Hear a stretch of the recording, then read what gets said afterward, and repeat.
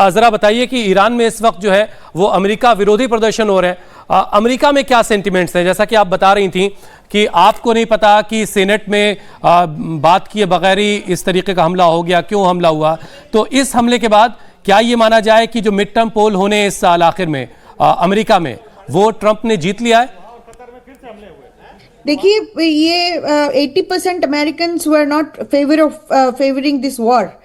Iran के against जो रेटरिक्स चल रहा था प्रेसिडेंट ट्रंप का, हम उसको पसंद नहीं कर रहे थे। लेकिन उनके जो 20% जो वोटर्स है, बेसिकली मागा जो है, वाइट क्रिश्चियन नेशनलिस्ट जो वोटर्स है रिपब्लिकन पार्टी की, वो उनको सपोर्ट कर रहे हैं। इट डजेंट मैटर क्या कर रहे प्रेसिडेंट ट्रंप, बेसिकली उनका सॉलिड सपोर्टर बेस है। तो ये सिचुएशन अभी ऐसे हो गया। Democrat party was not for this war as well. Republican party में भी फ्रैक्शन दिख रहे हैं आपको, मेरे जैसे लोगों भी अब काफी दिखेंगे कि एक्सटर्नल वॉर और एडिशनल वॉर और न्यू वॉर। लेकिन पूर्णिमा जी, इससे क्या फर्क पड़ता है? सवाल तो ये है कि क्या अमेरिका के अंदर कोई ऐसी ताकत है, खुद सीनेट वहां की या वहां की आवाम को ऐसा प्रेशर जनरेट कर सकती है कि ट्रंप को पीछे कदम हटाने पड़े? ऐसी कोई गुंजाइश भी है क्या?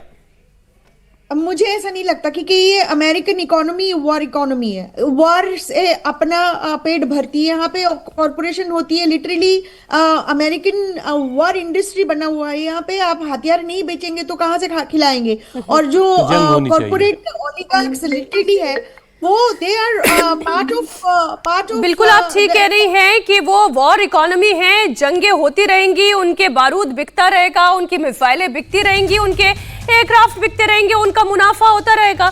बड़ी खबर आपको दे दें, ईरान ने दोहा पर एक बार फिर से हमला किया है।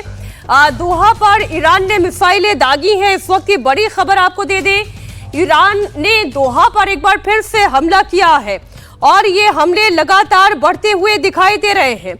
इस वक्त आप पूरी दुनिया की परिस्थिति देखें, तस्वीरें तो हम आपको दिखाई रहे हैं। दोहा में जहां पर यह हमला हुआ, धमाके की आवाज सुनी गई, तस्वीरें भी कैमरे में रिकॉर्ड हुई हैं। दोहा पर यह हमला हुआ है।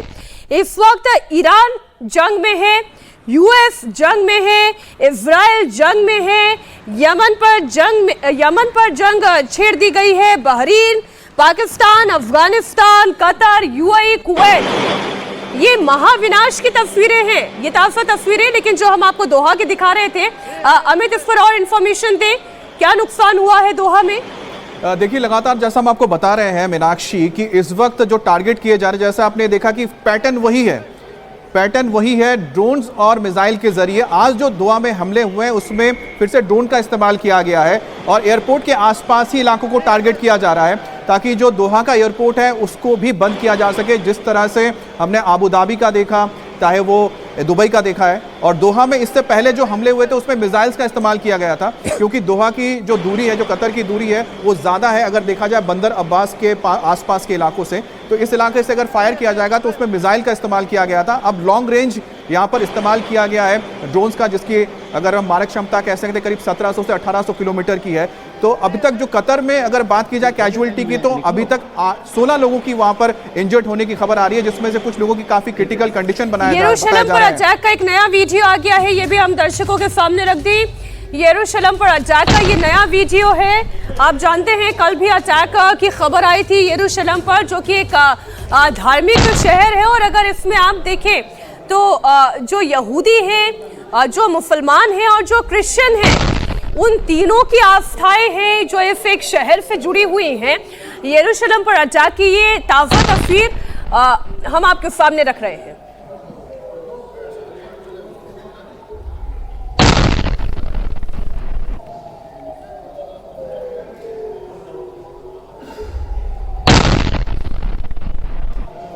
तो बीती रात ईरान की मिसाइल ने इजराइल में हिट किया और उसकी ये तस्वीर इस वक्त आपके सामने है।